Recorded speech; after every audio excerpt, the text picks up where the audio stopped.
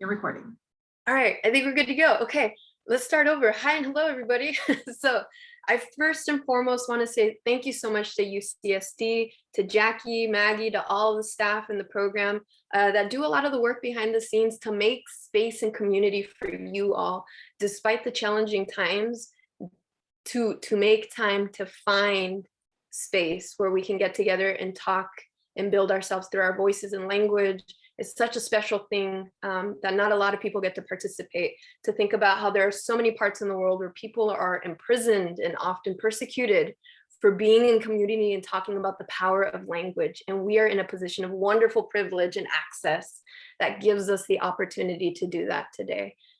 Oh, there we go. What I do want to say is I give you the invitation that if y'all want to turn on cameras today, I always tell folks, particularly my students, you know, learning has shifted in such a weird way for students where COVID has asked us to now Zoom, and all these gray rectangles and pictures exist in the world. But how do we build our most genuine connection, particularly with the art form we're going to be working with today, spoken word and performance, is that we need human connection. So if y'all happen to be in a position to turn cameras on and say hi and say hello, you're more than welcome to do so. If you're in a space of like, I don't have access to do that, or I'm having a self-care day, that's okay too. What I do want to take a second to do is we're a small group today, and those are my favorite groups because we have more time to get to know each other, more time to write, and more time to share. So we could just go around really quick and maybe say hi and hello, if there's a pronoun you want to introduce to us,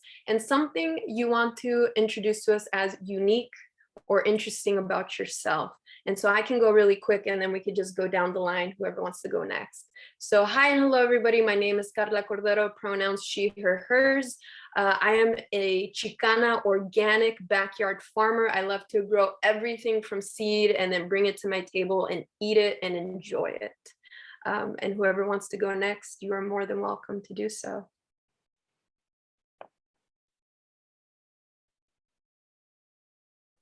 I can go next. That'd be great. Hi, my name is the Saint, is the legal name on my visa passport here. And I go with she Tuma because I'm from Burma and I'm a first generation transfer, both like in school and also to United States as well. And this year I'm gonna get the US citizenship. So I've finished the fingerprints. I'm currently like part-time teacher and also trying to graduate this year, and hopefully I'll be able to learn more about you on storytelling because I really want to make a name on behalf of my country here. I love that. Thank you so much, Saint. And I love that mic drop of the line. I want to make a name for my country. So thank you for sharing that. Anybody else wants to say hi and hello?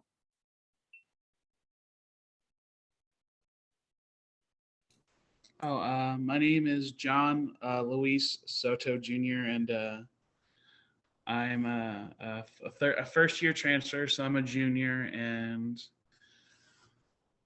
I guess interesting facts. This is kind of my little joke. I don't mean this at all in a bad way. So no one because whenever I say this joke, everyone's like, "Oh, don't say that." This is just me being having fun. But I think I'm a kind of a boring person, but this is where the but comes in. I just really I live an interesting life that just gets really exciting out of nowhere. I kind of call it I never look for trouble, but I always find some way to get in trouble. Or I let's go do something, like let's go meet Bernie Sanders, or Obama's speaking, or oh hey there's a concert, or just cool stuff like that, or let's run the freeway to the concert. So it's like I go through exciting stuff, but I'm kind of a boring person. John, you boring person, you. Thank you for saying hi. One of my beyond favorite things is boring people. A lot of times we dismiss that we don't have anything exciting to possess in our bodies and our minds. But the most exciting part about poetry is we find the mundane and extract the most unique things within our boring lives that we often dismiss as not exciting. So how can we look at an orange peel that sucker open and let that let small spaces open universes, into letting that be a metaphor into the unraveling of our internal selves, the scent of citrus and what that can do, you know, et cetera, et cetera. So John, you're in the right place. I like your style. Thanks for saying hi, John. And I think other people are jumping in the chat saying, I'm boring too. That's great. So that's beautiful. I love it. Other folks want to jump in and say hi. Hello, my name is Anna, she, her, ella. I'm also a first gen student and I'm a second year transfer, so I'll be graduating in June.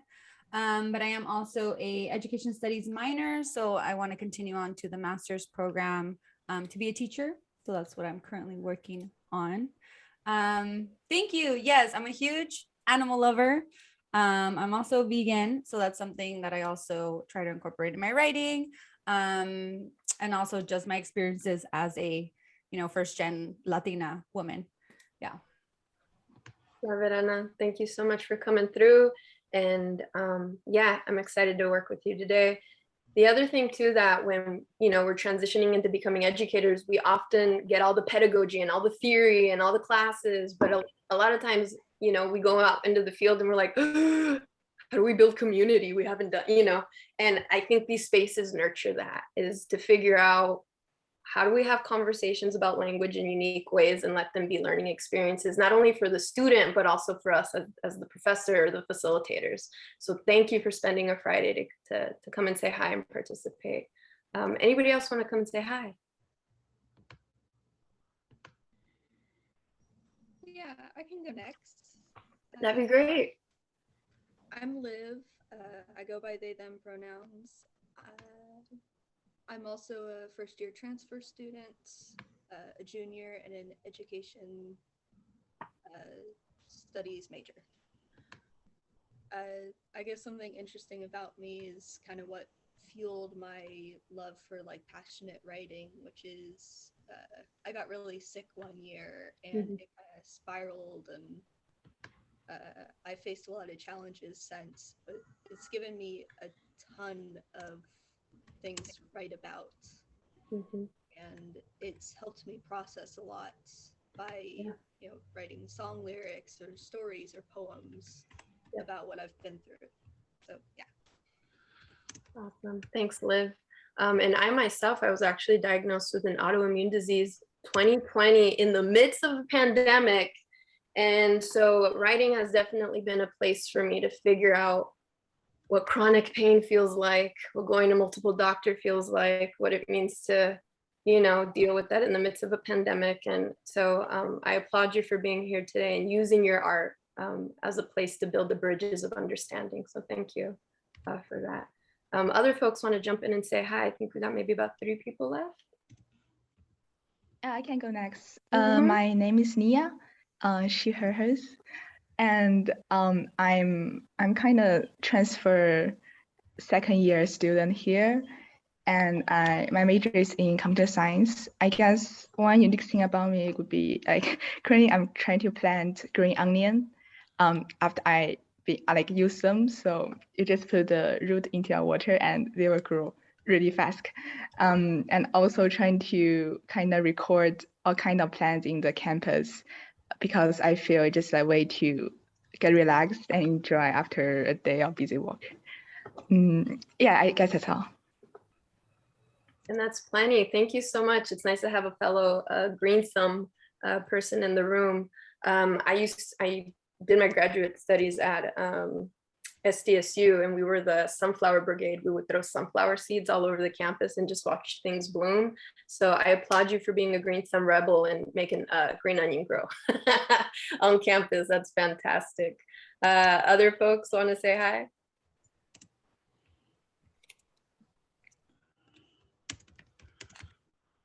I can say hi. Hi, everyone. My name's Kathy. I go by she, her pronouns. And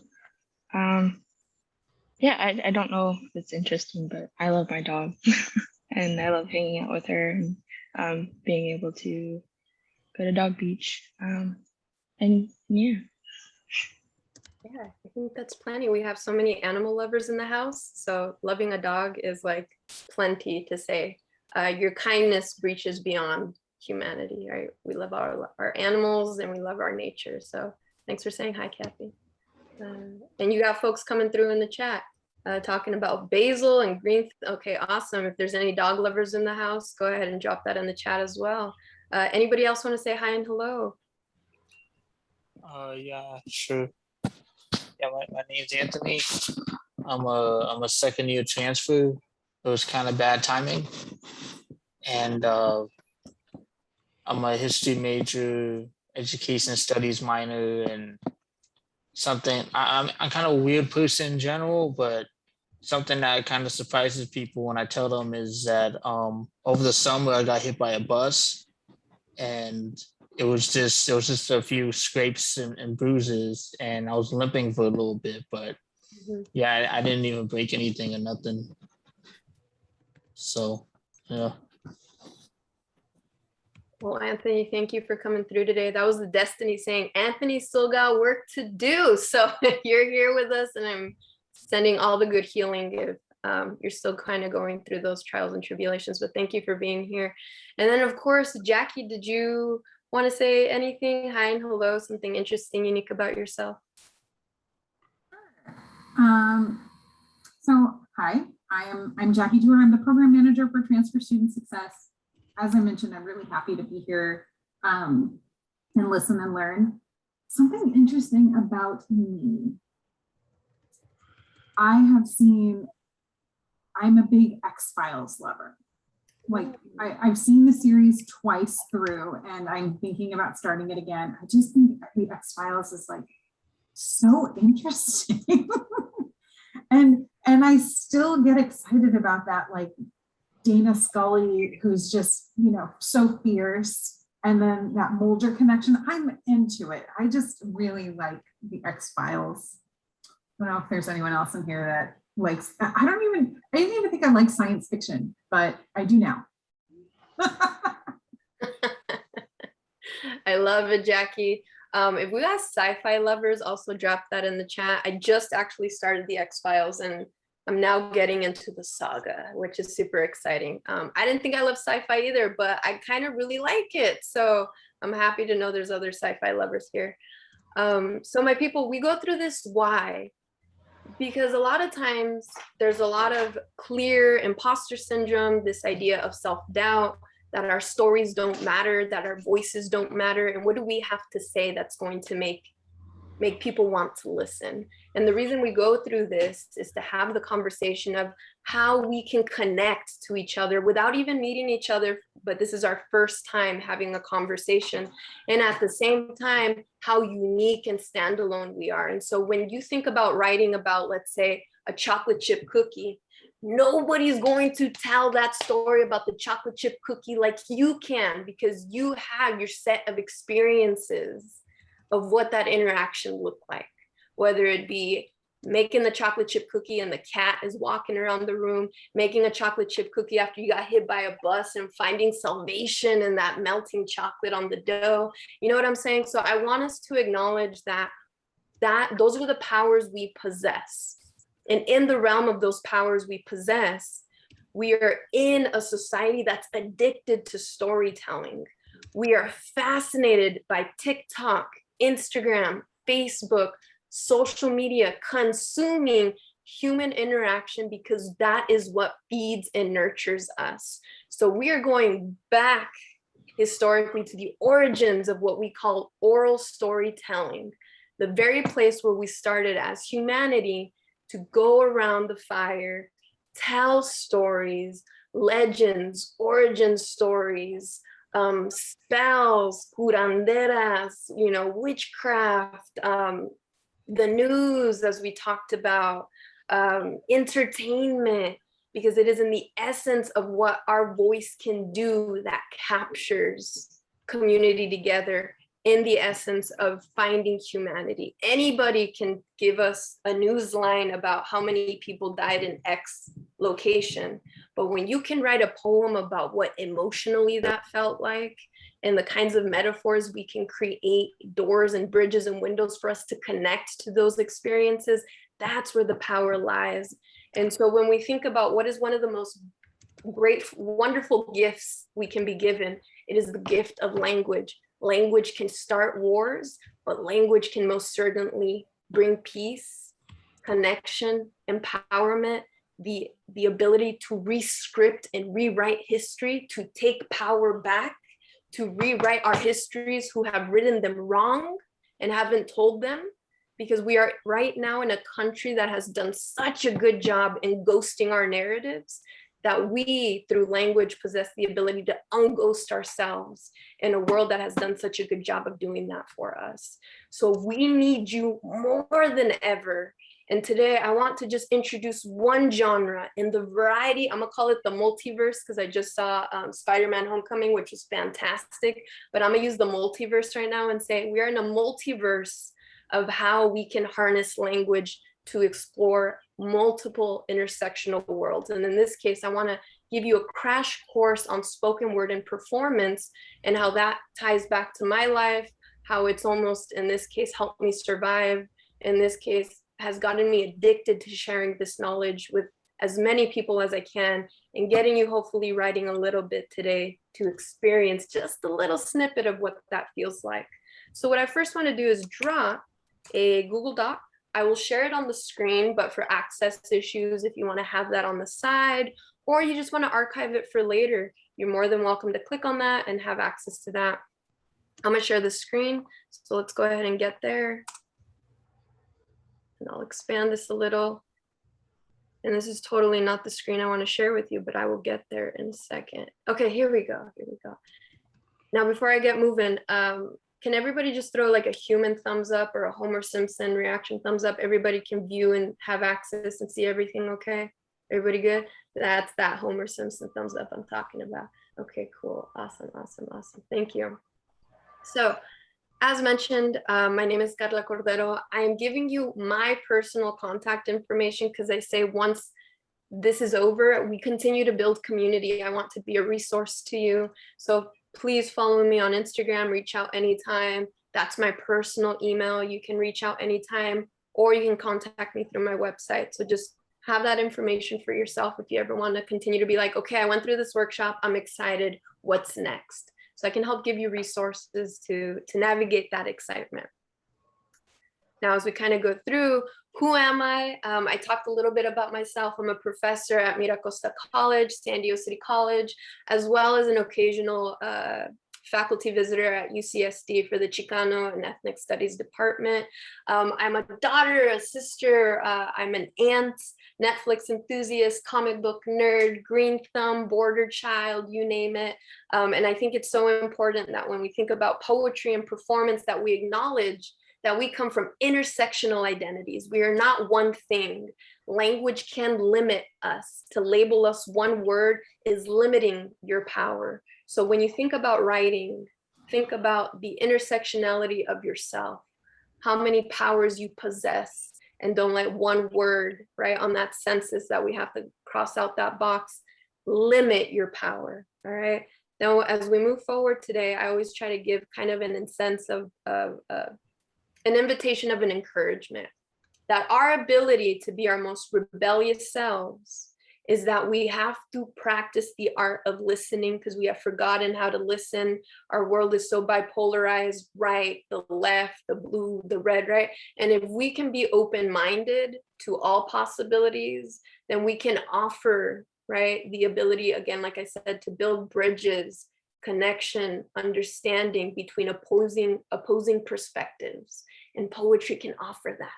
And I want to give you a snippet of that. So to listen, to share, to voice your opinion is one of the most crucial forms of rebellion you can do in language. And I give you that invitation today to do so. Our ancestors have worked too damn hard to give us the honor of clicking on a Zoom link and listening about poetry on a Friday for us to waste that energy. So I give you that invitation today. Now we will jump further. And if there's any comments or questions, like please drop it in the chat. And I would love to hear from you if anything resonates or you want to add anything else. Today, I want to introduce spoken word. There's a lexicon of words and phrases we use for this art form. Some folks might have heard spoken word, performance poetry. In the Middle East, they call it poetry as protest because that's the level of rebellion it is to perform your poetry out loud in front of a community, and sometimes communities that aren't always supportive. We've heard of the phrase spoken word poetry. Some folks might have been introduced to slam or slam poetry. This is more where you take performance poetry and compete. And you have 3 minutes to spit a poem and convince an audience of strangers of why your poem matters. And you get scored from a 0 to 10, and there's 3 rounds. So this is more like the 8-mile poetry competition. And I want us to think about how performance poetry and all of these phrases and spoken word, our initial goal is to tell a story. And when we tell a story, we're using the various tools that poetry offers us, the various literary or poetic devices, whether it be metaphor, assimilation, alliteration. We call poetry magic because we can use literal language and magic it into a new form of understanding. I could say my heart hurts, but I could say my heart feels like a pomegranate split open on the kitchen table, bleeding for you. So we can create and amplify language in these magical ways. We're creating a whole new level of emotional understanding of what kind of a hurt. It's this pomegranate that was split open, and y'all have seen the inside of a pomegranate. It's messy, right? That's how hard my heart hurts for you today. So we are wizards, magicians, manipulating language to create an impact of emotion. Think of it as a diamond. We hit the diamond so hard, we hit a rock so hard till we get to its richest form. Poetry is compact that way, and it's worth millions. And this is why poetry is important. Poetry has evolved in a sense where we perform out loud. It's now high demand and really exciting to see it in various events, social justice events, TED Talks, YouTube videos, a lot of mainstream consumerism. You'll see it in like Adidas, or I've seen it in hamburger commercials. People just spit in poems because they know that poetry has the power of excitement and human connection. Just to give us some visuals here of how there's an uprise and a hunger for poetry. Again, when we go back to our ancestors, even when we go to family reunions, everybody's sitting around the table and telling stories and jokes. Might be that joke you've heard a million times, but the way your dad says it, it always hits humorously, right? And we're eating food and we're consuming and we're close and we're listening. And there's, again, the human connection that we are hungry for constantly. So you could see how the evolution of wanting to connect through language hasn't changed. We could see another visual here. Hasn't changed. There's a hunger to be fed language. Language keeps us in the position of what's called radical hope. That we hope that this person that is speaking a particular message can give us a new perspective on how to see the world, a perspective on how we can move forward with the potential of what the world could be. And so this is why we need your voices, because you're living in the world now. And you're also historically archiving what's happening now for people to view in the future. Things to think about, right? So let me take a second to check the chat. Saint said, you mentioned pomegranate, and I noticed one pomegranate is it's staring at me from the dining table. Okay, there you go. So you got my heart on your dining table right there. Hopefully it won't crack open and it'll stay nicely loved and enjoyed. So before we think about like, okay, I'm excited. How do we write performance poetry? How do we write spoken word? I want to just give you credentials of what my journey has looked like. I was born and raised in a border town called Calexico, California. It is a border town next to and alongside Mexicali, Mexico. And the education system and resources were zero, nada. And I asked my parents if I could leave to get an education outside of our town. And they said, no problem, because I was first gen. They said, just figure it out. And so I Googled college. And I shit you not, the first thing that came up was Palomar College. up in North County, San Diego. And that's where I went to college. And in that journey, I transferred to Cal State San Marcos. And one professor told me, as part of the assignment, it was a literature class, go out into your community and see what's happening with literature. And in my head, I fathomed this idea of just seeing a bunch of old people, you know, spit in Shakespeare. And it didn't excite me, but I found a flyer that said Poetry Slam. And I went to this event where it was competitive poetry. And I saw people that looked like me telling stories that were in connection to my past and my truths. And I was laughing and I was crying and I was cheering and celebrating at the end of this competition. And they were people I had never met in my life, but they were able to talk about their stories in a way that made me feel something. And that addiction thrived. And so I talk to you all today. You're here on a Friday at 12:29 p.m. because something inside you says you're an artist, you want to create, you want to, something in your lineage has told you, whether it's your parents, your guardians, the people that came before them, they made stuff. And they made stuff because that's what sustained their history and kept us moving. So you're here today because something that you've inherited that has made you excited says language is important to me and I want to make art with it. And so when spoken word was introduced to me in that sense, then this is kind of the timeline of what just drastically quickly happened. San Diego has a wonderful underground spoken word scene. And there's actually a national poetry competition where you go and compete against hundreds and hundreds and hundreds of poets across the country. San Diego has come in the past few years, 4th place out of 72 teams across the nation and 2nd place out of 75 teams across the nation. So we have a lot of dope, amazing poets here that I'll introduce a few to you in a bit.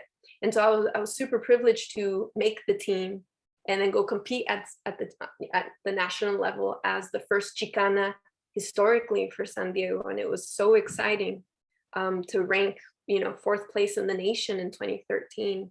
I came back, and one of the things that I kept dear to me was, so many of these poets go back to their daily lives. And when a poet that I admired so much said, I'm going to go back home, but I go back to being a janitor. And that was one of the most, I guess, maybe not devastating, but eye-opening things to be, how can I use education to bridge these kind of poets into the academic system who don't always open doors? And so in 2016, I got my Master's of Fine Arts with an emphasis in social justice at SDSU, went into education. I've been teaching college community and do a lot of traveling all over the country to introduce the art form and the power of the art form and resources on how to teach these things and how to write these things for the past few years. I'm also a published author and was super honored to win a book competition from a small independent press in Los Angeles. So, everything's a domino effect. Find what you love and push and push and persist, and doors will open. You will meet people and you will write things and people will want to hear your story. So I want you to keep that close to your heart as we move forward. And, this was me and my team. These are all people from San Diego, professor from Palmer College, professor at Maricosta College, educator, it was crazy, to meet all these wonderful people. And then I started a nonprofit in Oceanside called Glassless Minds, creating an open mic for our historically underserved youth and giving them the space I wish I had when I was their age, and watching these people flourish into their occupations with art. And that is powerful. Traveling the country with a lot of my fellow poet families and talking about the power of what it can do. So our next step here, because I've spoken enough about me, is how do we start? How do we start? And before we get there, let me just get a sense of the room. Have any of you heard of this art form? What have y'all heard of it? Have you written anything? Listened to anything? Have some favorite artists in mind? Just kind of wanted to do a quick check-in. I've written some poetry before in the past. It was kind of spoken word poetry, and I actually performed it back in community college. It was for this performance was like a talent show, and I misplaced that poem, so I can't recite it right now. But I did write that poem, and then poets that I really like. I don't. I'll be honest. I haven't read a lot of poetry myself, but I listen to a lot of hip hop. And one person, a rapper, Kendrick Lamar, a verse. He has a lot of fantastic verses, but one that always stuck with me is the end of "To Pimp a Butterfly," where it's the last song, and he's talking. I won't spoil the album because it's a cool album concept, but he gives one last poem, and he just recites this really beautiful poem about the metaphorical sense of becoming a butterfly, and just by the end he realizes that both the caterpillar and the butterfly aren't different, but they're one and the same, which always stuck with me.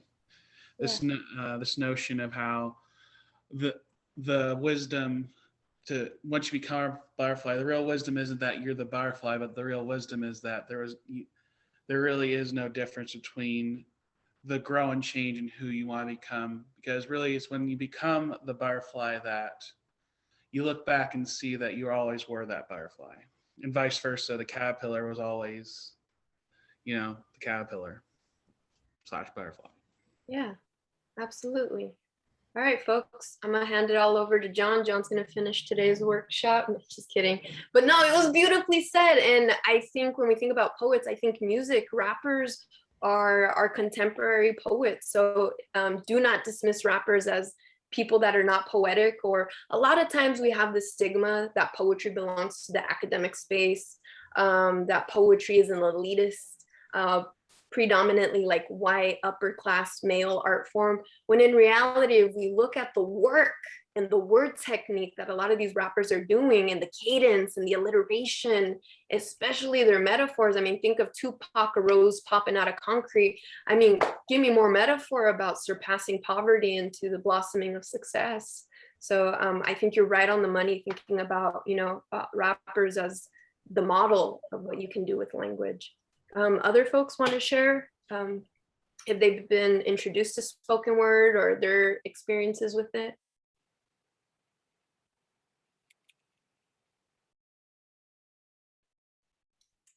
Not too spoken. Oh no, go ahead. Sorry, no. I'll be really quick. I recently got into slam poetry, and I've been watching a bunch of it and quickly got inspired to try writing some of my own. So I'm really enjoying that. I love it. Have you listened to, do you have like a particular favorite spoken word artist? Not specifically. I've watched so many at this point, but yeah, they're all so cool and so unique in their own ways. Absolutely. Yeah, and that's the beautiful thing about the internet is there's a plethora of resources to just watch people our age and younger dropping these lines, and you're like, wow, poetry can do that. And then you see how many views are on it, and you're like, people are hungry for this stuff. And there's a, I don't know how to explain it. There's just something inside you that's like, oh shit, how do you do this? And this is all language. This is just you writing, which is bananas to me.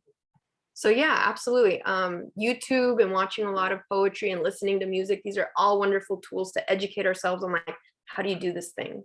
Other folks?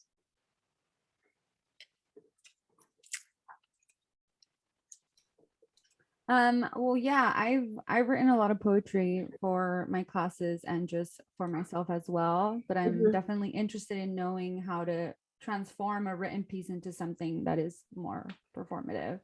Yeah. I feel like that's where I need a little bit of help in. Yeah, I think that's awesome. So if you're like, I've only written poetry, that's okay. All we have to think about performance is the technique and the ability to look through your piece, read through your piece, and then giving yourself the courage to just like get in front of a mic or a Zoom camera and say, I'm gonna read this poem, Performance, you can perform anything. There's been poets who read out of the phone book. and it is the most inspirational thing. You're like, Brian lives on 702, you know what I'm saying? But the way you perform it and the way you deliver can be so powerful. And so if we are at the baseline of like, I've written poems, that's fantastic. That's where we want to be. So I think that's great. Other folks? If anything, if not, we can move on. That's no problem.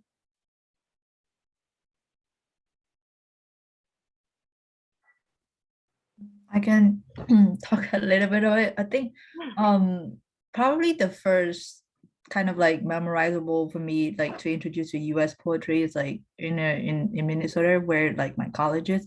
And then I never thought that poetry will be delivered in front of people, because always all the time poems in my country is like only in written form, and probably you would, you know, you would recite it if something strikes on you, but that will be it. But here is like kind of like included with the performance and sometimes with the staging, and that's also like really struck me as well. And I think that's also probably because like US like literature is like really prospering, because like it could reach to the public. Because back home, like if you don't know how to read and write, you probably not be able to access to the poems. And I think like there are a lot like that I found here as well, like so many poets, like really good ones.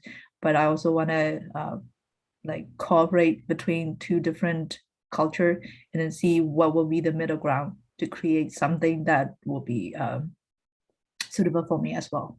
Yeah, absolutely. And some of you might leave here today and be like, oh, I can never read a poem. But I mean, I just want you to think about what it means to write something, and then what it is to challenge yourself, because we can be comfortable our whole lives, but if you never challenge yourself to be uncomfortable, then you're not really reaching your fullest potential of what you can do with your writing. So I'm happy that you're here saying, this is how I've seen it my whole life, but this is what I've noticed exists, and I want to push myself to explore that. And I think that's great. Other folks, before we move on.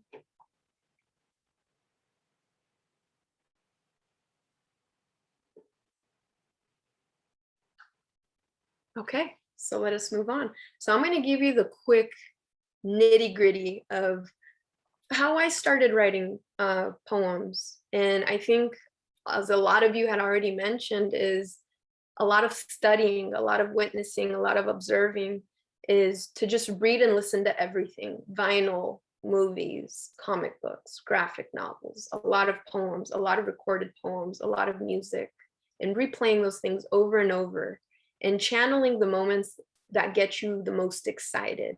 Because if we can study kind of the equations of how language is being set up in exciting ways, we can model and replicate that in our own writing, whether that be a metaphor or sound, or the way it's executed in voice and hand gestures and presentation. So step one is just reading and consuming and eating a lot of language that excites you.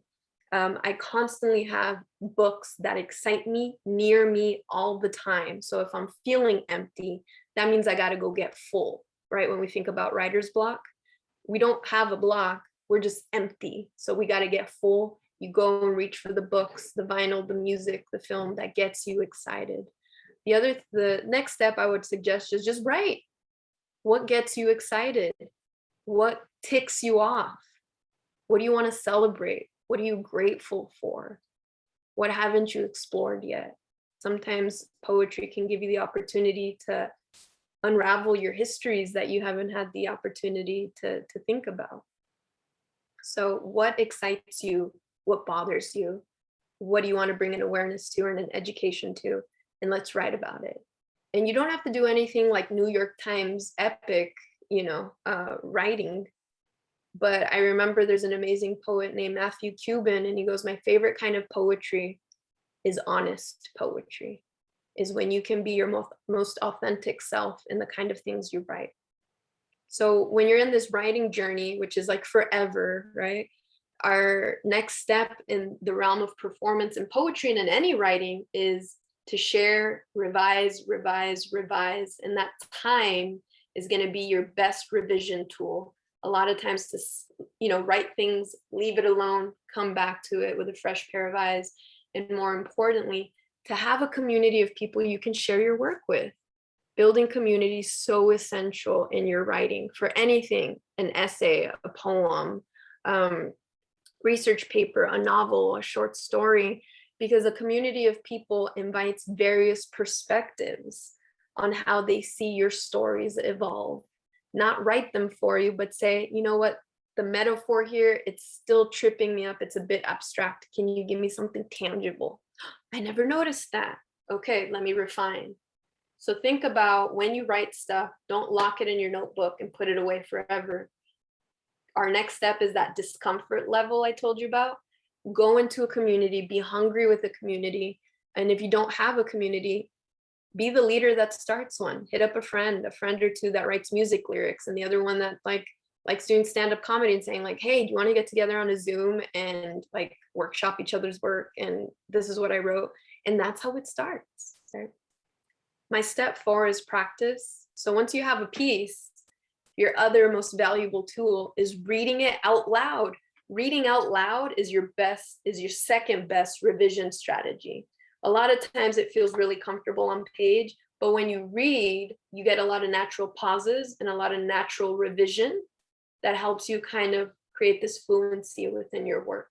So when you can get it on a sheet of paper or on your iPhone, or you tape it onto a wall, or you look yourself in the mirror and then you read your poem, that's going to help you also be aware of the speed of your voice. You want to appreciate the poem to go slow so people can hear and appreciate each line. And you also want to make sure that you're paying attention to what your hands are doing, to what your legs are doing, to what your face is doing, because all this possesses power on how to interpret and deliver a poem. So when we practice, we're not only channeling voice, but speed, tone, and body gesture. So this is why we read out loud, because we can control the pacing of mystery, surprise. When we do line breaks on a page, we're doing line breaks when we pause. And that's exciting when you're performing. And step 5 is just, going to your local open mic. In this case, there's so many virtually that I would love to share with you in a bit. A talent show, a coffee shop, a presentation for your class, and being able to be like, I would love to read a poem. It's titled da da da da da, and don't apologize and don't say it's a shitty poem, but just say, I wrote this poem, and you share. And every time you share more and more and more, you begin to build this confidence of like, okay, I can do this, right? Especially for my folks that are going into education. Before I even became a teacher, I was just like, all right, I can do this classroom. If I can perform in front of 2,000 people, 20 students, I got this, no big deal. So it also gives you the skill set of communication and eye contact and how to deliver a message in such a short amount of time, which a lot of instructors are challenged to do, in an hour and 15. So think about these steps and how you can use them, manipulate them to honor the process of what your writing looks like. Now, I want us to give ourselves an actual opportunity to look at a spoken word piece. We're going to look at a poem by the wonderful poet named Rudy Francisco. Rudy Francisco is an alumni at San Diego State University. He was also one of my coaches on the slam team. And he's one of I say the godfathers of performance poetry in San Diego. His poetry spoke to so many people. He's been on Jimmy Fallon twice, performing poems because people want to hear his work. He's also a published author, and you can find his book at Barnes & Noble or on his website in case you just want more access to Rudy Francisco. He's all over YouTube. I promise you, once you click, you're going to go down the rabbit hole of addiction in a good way, right? But I want to share how simple this poem is, but how powerful it is. And so I'm going to direct us over to that. Now, I don't know how loud the volume is going to be, so I'll manipulate accordingly. Let me check the chat, make sure we're doing okay. Okay, we got a lot of good conversation. I'll check that out in a few.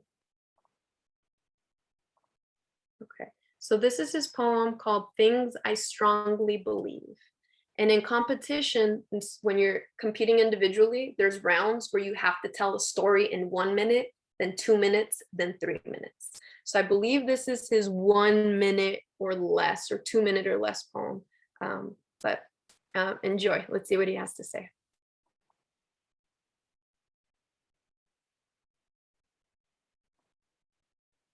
A few things I strongly believe. I believe sour apple flavored anything is delicious. I believe orange juice tastes better with pulp. I believe Cinnabon is made by angels. I like Arizona iced tea, but 24 ounces of anything for $1 is probably poison. For real. I believe masculinity is a wet fish that most men are just trying to hold on to. And smiling before a fight is the quickest way to make your opponent nervous.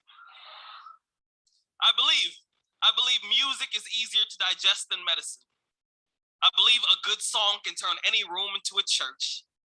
I believe that Whitney Houston's voice is all the proof I need to know God exists. Thank you.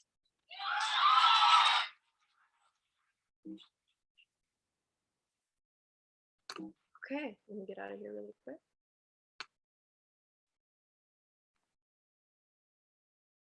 I'm gonna stop sharing for a sec.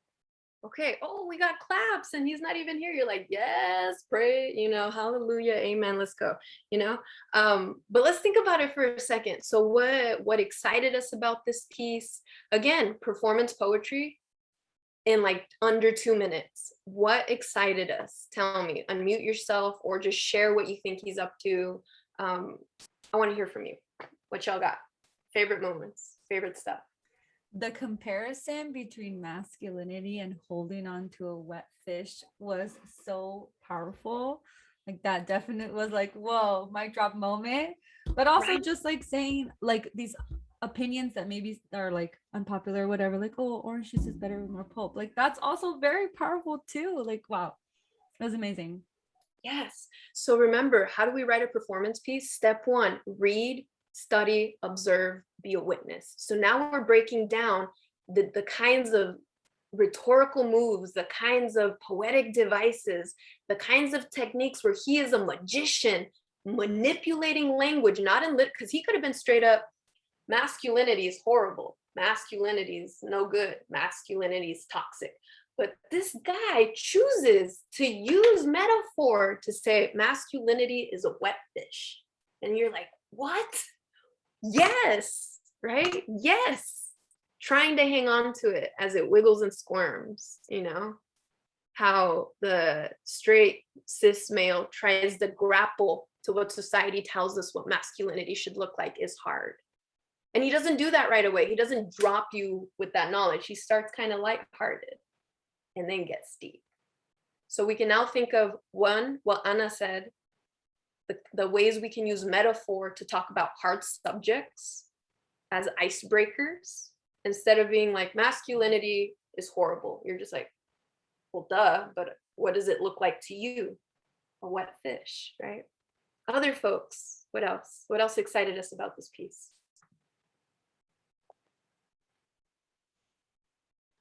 Or that resonated with you, or you could see what Rudy's up to in his writing? I was a fan of how passionate he became throughout it. Like you could see him become more energized as the crowd responded and as he went through his list of things he believed. Right. And I think, was that Liv, I believe? Yeah. Liv, thank you for sharing that. So now we got another device, a list. In poetry, we call this a category list of items, or the beautiful use of repetition. We say, he says, I believe, I believe, I believe, I believe, because he wants to remind you that these are firm, distinct statements that he wants you to know that this is how he lives his life and navigates the world. Now the excitement happens, right? Because he repeats it. And this is why we're addicted to this art form, you can hear and feel the energy of people clapping and be like, ooh, yes, and laughing. And those responses are confirmation and validation that we're building that bridge of connection, building allyship. How do we change people's perspectives on thinking, when we think about politics and so forth? Through the connection of humanity and language, right? We can create this open mind. Well, maybe orange juice is good with pulp. He seems excited. I might try it myself, And so there's an excitement how the shift in voice can also be this persuasive way of giving someone the ability to be open-minded to stuff, right?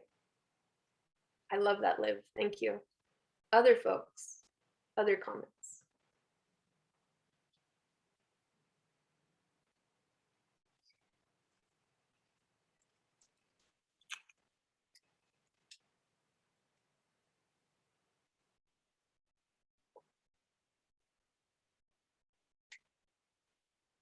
And I'll share the screen so we can get back here. I wrote some of the lines, but I think one of the things that everybody has pointed out is that we have a category list, a repetition of phrases that are important. We're repeating with intent. We have a lot of good metaphors. And notice how specific these statements are. He could say, I don't know, I think love's important. My soul isn't, my soul is a living thing. But they're like very specific mannerisms of his life that many people can connect with. I believe sour apple flavored anything is delicious. I believe Cinnabon is made by angels. Wow, that's a holy interaction. That's delicious. It better be made by angels. I'm gonna try it. So he's using language to convince you on how exciting or poisonous or how to celebrate or challenge ideas. Smiling before a fight is the quickest way to make your opponent nervous. So our goal here is to think about when we write our poems, one, be honest and true to ourselves, and two, think about being specific through the magic of literary devices on how we can manipulate language to do magical things, magical statements. Any final statements or comments on that? Other moments you might love?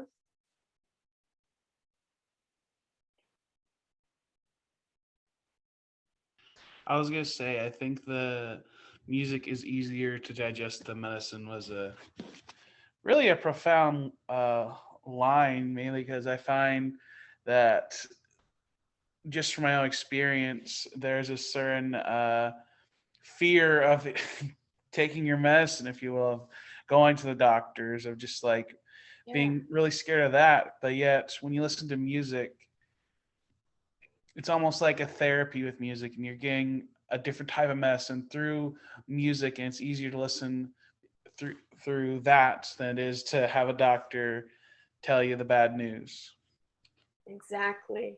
And so notice this kind of connection and epiphany you had with just one of Rudy's lines.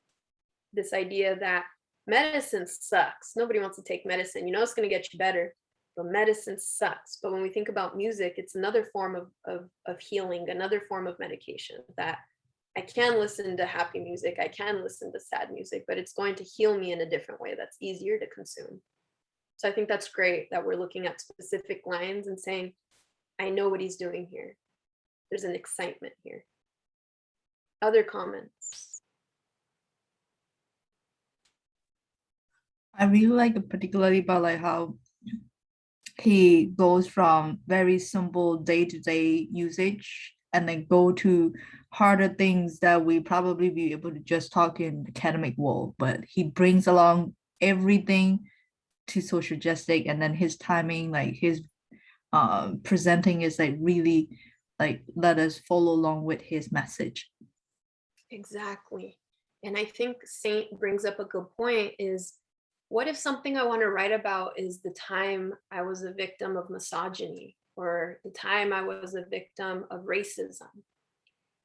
how do we start that conversation?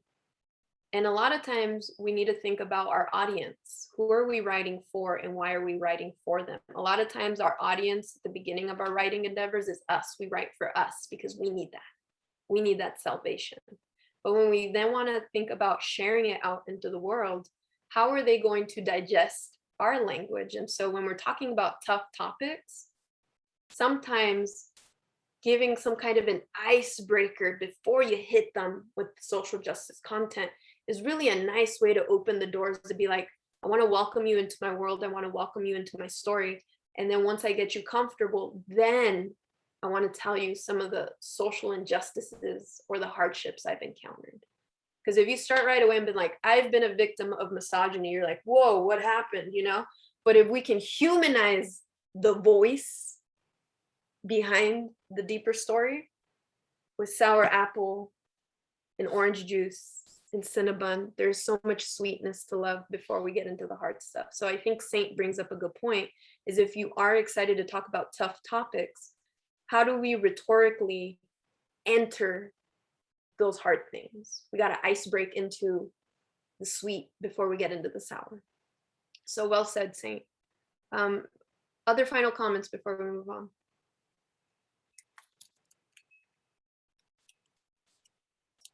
And this is the work we're doing with just step one. Consume, consume, consume, but don't just read and go next. Sit with it, annotate it. Find the rhetorical movements, find the literary devices, find your exciting lines and say, okay, this is how Rudy's doing this. I will now harness that and mimic it for my own voice. Not his voice. I don't want you to mimic his voice, but the ways we can use language to be magical forms of communication. So here's my invitation to you. We're going to use maybe about 10 minutes. Let's come back at 1:10. I'm going to give you the invitation to now write your own piece, modeling and borrowing influence from Rudy's poem, Things I Strongly Believe In. We're going to use the repetition, I believe, to guide your piece. You can use, remember what Rudy does, memorable, specific images, but we can use the tools we have in our belt that we've learned to make the language magical forms of understanding, metaphors, simile, repetition, the musicality, alliteration, or anything that feels comfortable to you that you've used in your previous writing, please do that. So if you want to grab something to write with, that would be great. And I'll leave this document open in case you need to reference some of Rudy's pieces of like, okay, what does he talk about? Things he loves, things he eats, things he, he starts with the stomach and then goes to the soul. But you can go in any direction. So let's go ahead and write, and I'll write with you. I got my notebook right here too. You can keep cameras on. You can take the camera off in case you don't want people staring at you while you're writing your beliefs there. And let's come back at 1:10 and let's see how we did. So go ahead, grab your something to write with, the writing utensil, and what do you strongly believe in? And guide yourself through that list. Don't worry about it sounding like a poem or sounding amazing. Work on honesty. And I'll see you all about 1:10. All right.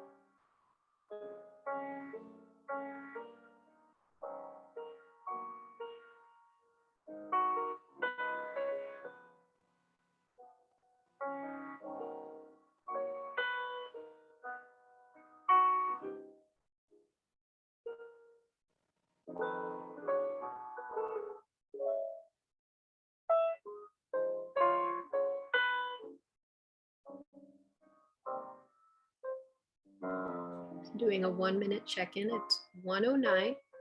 Let's go ahead and push to 1:12 in case you need more time. Let's come back at 1:12. So you got a few more minutes to finish up that last line, last thought. If you want to add more, look at what you've revised, or if you want to go back and revise. 112, everybody.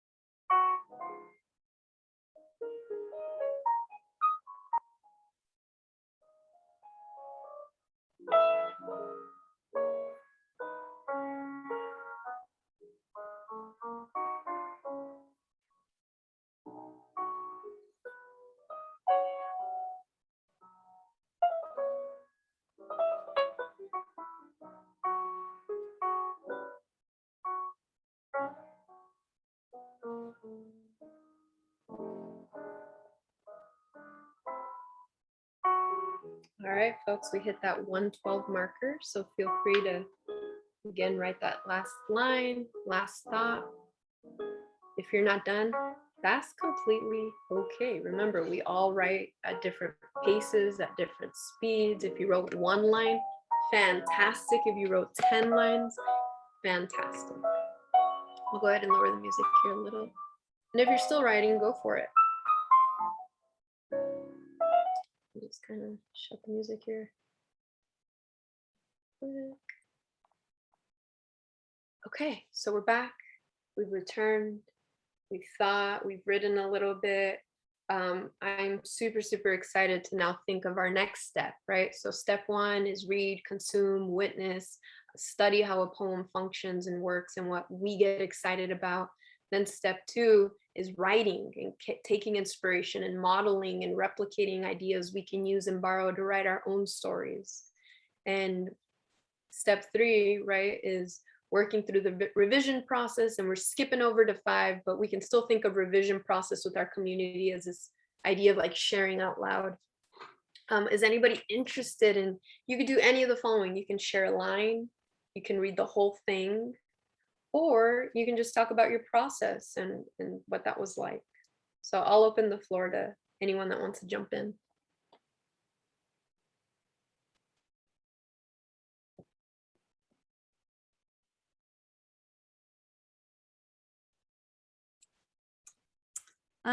I'll share mine. It's only 4 lines though. Yeah. Okay. So I believe Trader Joe's is the actual happiest place on earth. I believe I'll have children someday at some point, but when you ask me when, I really don't know anymore. I believe writing is therapy. I mean, at least it's free.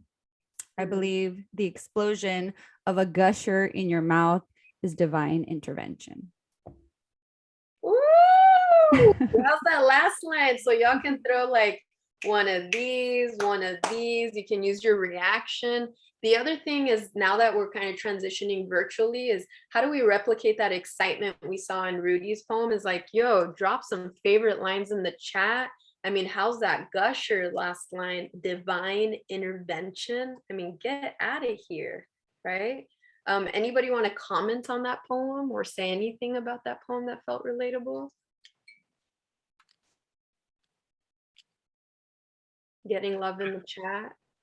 I was gonna say, I actually really was digging the children line where it's like I guess two thoughts that came in with that line was, one is that idea of like, I want to have kids but don't know when, and then also just that unsureness of like today's presence and like what we want the future to be versus what the culture is saying the future will be. Right, absolutely. And I think as Saint had talked about, this idea of like the social justice or the challenging things to talk about, is that Anna waited like a few lines to be like, I don't know when I'm gonna have, I know I want to have kids, but I don't know when, right? And then this juxtaposition of it, like, but when you put gushers in your mouth, and it pops, it's divine, and so I get the balance of these really unique images is really, really cool to get us to know who the speaker is. Other comments for that piece?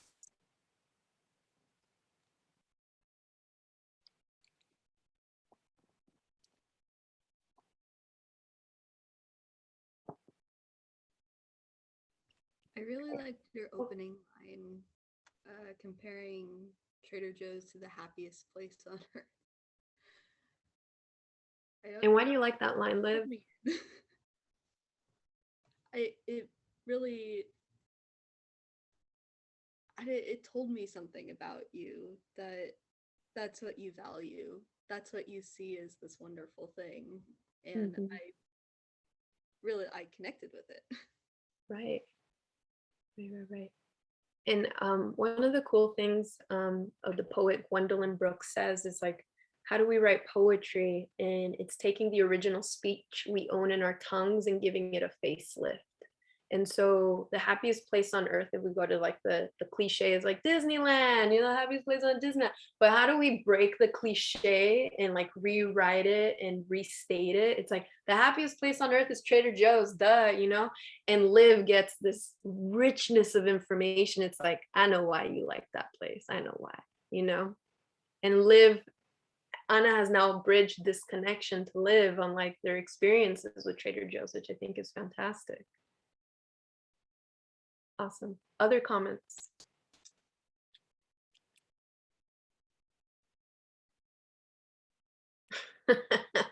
I love the chat. I love that y'all are so lively on the chat. Thank you for keeping that.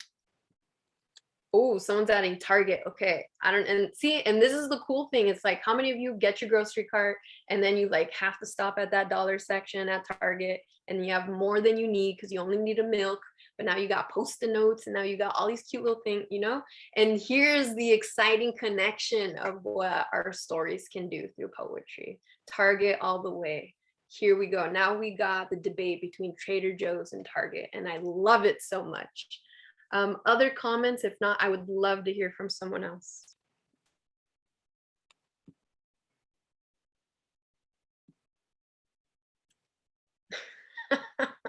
Everyone's pro Target. I love it. Anybody else want to share their piece and what they wrote? Anna, thank you so much for starting us off. I love what you've created, and I hope you keep adding to the list, because I know 10 minutes is not even close enough. Saint went in. Saint, do you want to read what you wrote? Do you feel comfortable doing that? Sure. Yay. Okay, cool. We're ready for you. I believe avocado is good with anything.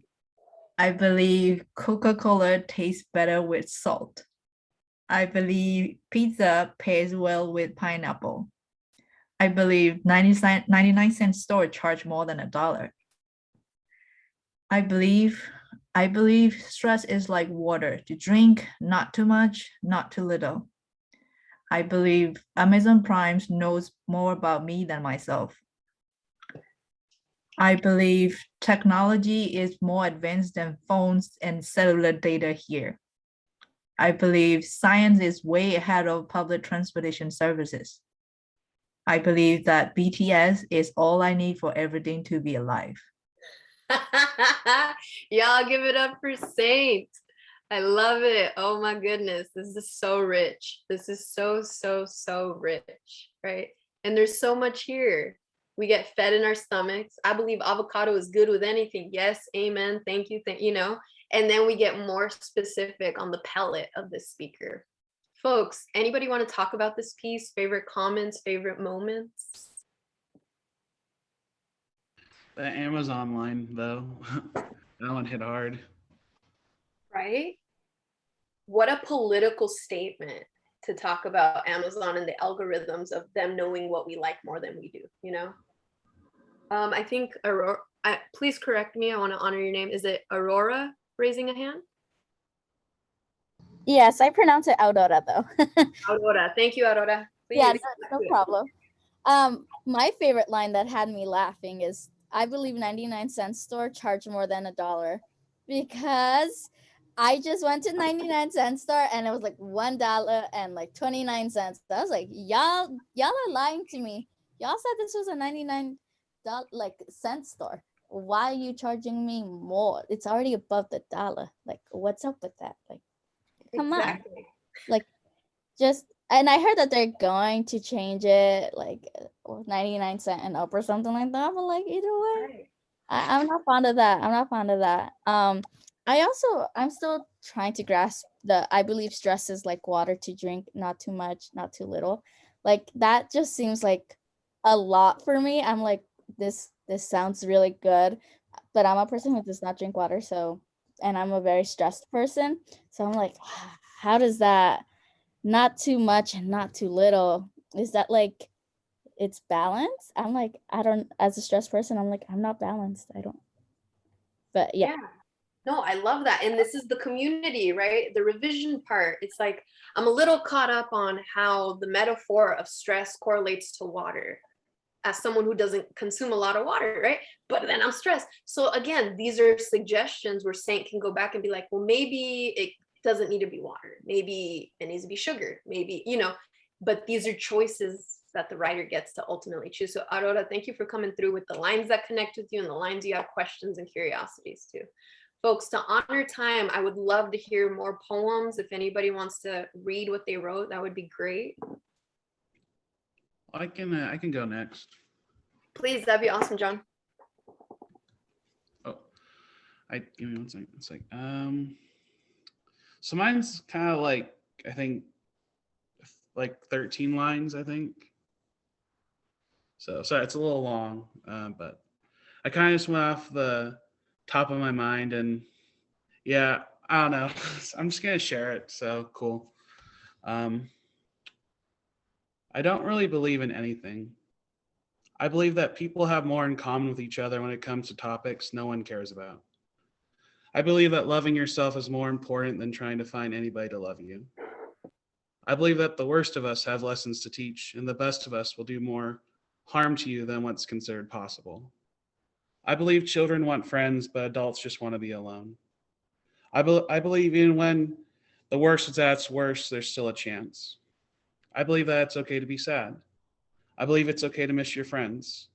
It's okay to be okay. Maybe there isn't a God, and maybe Naruto is a bigger inspiration than Tennessee Williams. I believe in the void of nothing mattering, there is more hope to be found. And I guess I do believe in something. All right, that's it. Yeah, give it up for John. How's that last line? Even the author's like conflicted. I don't believe in much. And then they're like, but here's what I do have opinions on. And then it's like, so I guess I do believe in stuff, right? Well done, John. Thank you so much. Oh, thank you. Yeah. Oh, we got Anthony raising a hand. And because we're running out of time, if there's things you love about the poem, because we don't have time to talk about it, please drop it in the chat. Support each other and what you're loving and what you have questions on. And that'll be exciting. We love it. Anthony, if you want to unmute, say hello and share what you wrote. We'd love to hear from you. Yeah. Hey, can you hear me though? Mm-hmm. All right. gotta do this real quick before I gotta go to work. I believe that the best hot dogs are served on the street of the Fashion District. I believe that some of the best burger stands are in Skid Row. I believe that when you're from the gutter, you just end up in the sewer if you just go with the flow. And I believe that the best burritos are served. I mean, the best burritos, you can see through the paper that they're wrapped in.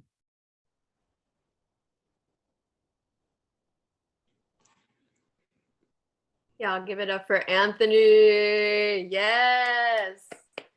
We love it, Anthony. Thank you so much. And here's the other cool thing is that I love the belief system for Anthony. Is so connected and tied to the community that he's connected. So it's like particular streets that serve particular cuisine and why they taste the best. So I think that's really fantastic. Thank you, Anthony. And if you're off to work, have a wonderful day at work. Thank you for sharing. Thank you, Anthony. That was great. Aurora, would you like to go next? Yes, I can go next. I joined very late, so I didn't get to do a lot. So I believe that I am Latina enough, although others say I am not. I believe that Coca-Cola tastes better with chips on the side. I believe that hot Cheetos con limón topped with lemon juice is superior. I believe that elotes and raspados can take away my money. And I believe that my city raised me. That's all. Yeah, give it up for Aurora. I love it. I believe elote can take my money. Yes, ma'am. Yes, ma'am. They can take all my money, empty all my pockets. It's all for you. Yes, I actually wrote a hot Cheeto line too. I said, I believe hot Cheetos were made by the devil. So therefore I'm a sinner every day, every day. So I'm so happy I got to connect with you on the hot Cheeto level. Thank you, Aurora. We appreciate you. Folks, we got time for a few more pieces, and then I would love to share some resources with you and give us our wonderful farewells to enjoy our Friday. Other folks want to come through and share what they wrote, whether it's a line or the whole piece.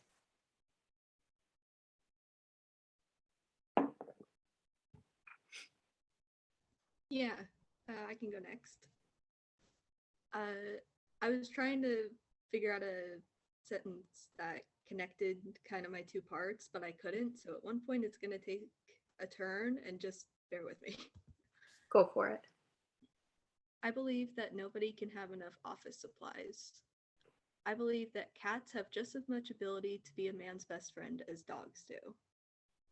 I believe that fast food was cruelly designed as a bittersweet meal, delicious yet unhealthy. I believe that everyone has the ability to be open-minded, and those who don't try have been badly guided. I believe that living puppets are not strung along by choice. That's it. Yo, y'all give it up for Liv. Liv, you gotta read that last line. Like you were like you just started opening the Pandora's box to like what you have so much to say. What was that last line? Because that line was fire. What was it? Thank you. It was, I believe that living puppets are not strung along by choice. Get out of here. Get out of here. Oh, coming through with Pinocchio. I love it. Thanks, Liv. All right. I want to introduce some resources to you, but do we have anyone that's like, please, I need to share this? Anybody out there?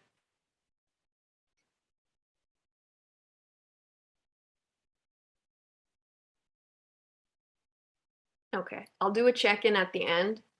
And if we want to stretch for like another minute, I'm like all here. Unless Jackie needs to make some comments, we'll make space and time for that. Oh, Jackie's like, no, by all means. Okay, cool.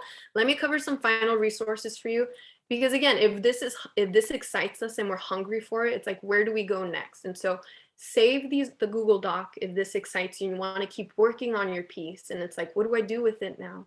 And, you know, we went through this really quick version of like share and revise and practice and perform. And you did all of that today, but in this quick version. So the additional resources I want to give you is because of the pandemic, we've done, you know, San Diego is now doing a lot of things virtual.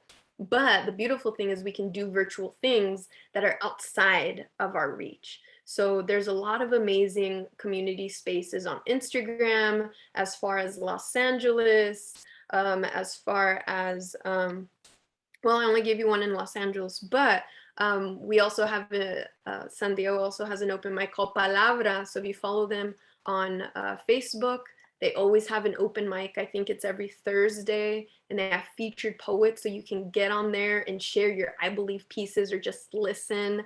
There's an amazing poet who does so much work for the San Diego community named Gil Sotu. Follow him on Instagram. Always events happening. There's Pen Click. They just interview and do like a lot of ciphers, a lot of competition between poets if you ever want to view those. Writing opportunities. My press is always offering workshops, as well as a poet. I think he's out in New York. I am John Sands. I did his writing workshop and he's phenomenal, and he offers scholarships for that.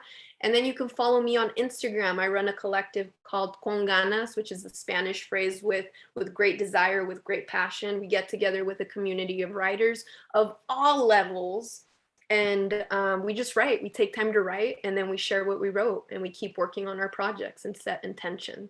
So if you want to continue to have conversation and hang out with me, and you're not tired of my face, come through, come say hi. I'd love to see you. Here's some YouTube channels to check out where you can find more poetry, so we can study, consume, and witness. Here are some amazing presses of poets that come from performance and spoken word backgrounds. So if you want to check out their books, this is our press out in Los Angeles, Write Bloody, as well as Bud and Poetry. These are all dynamic writers, and you can find them all on YouTube. And with that, since I'm not there in person to give you my happy dance, this is my happy dance as a huge thank you to all of you coming through on a Friday to just talk and listen and share and write about poetry, and keep writing close to you. I can tell that y'all are coming through with so much brilliance. Don't let it go to waste. Keep creating, keep sharing, because we need all of your voices, so we don't become, monotone and people write them for us, because they're not going to write them like you can.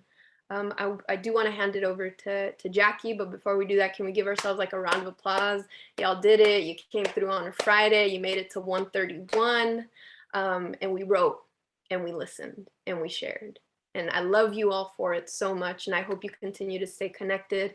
I'm gonna hand it over to Jackie if she's got final comments, and if people are hungry to share a final thing they wrote, we'll be here for another minute. But with that, let's give it over to Jackie. I mean, let's just, everyone just give it over to Karla too. Give it, for just facilitating this amazing session. I told you at the beginning that attending this just makes my heart so happy. And it was the highlight of my year last year. And you all here is making me the high. It's going to be the highlight of this year too. So I am just so grateful to you for being here, Karla, and bringing your energy and your vibrance and your joy and passion, all of it. So just thank you so much. I have nothing else to say. So whatever, if anyone has questions about storytellers, I'll hang on for a little bit, but otherwise, thank you for being here. And again, make sure you filled out that link for your book. I think most of you did already, but make sure you do that. And again, if you have anything, I'll stick around until everyone has spoken. Yay, thank you so much, fam. Y'all are fam now.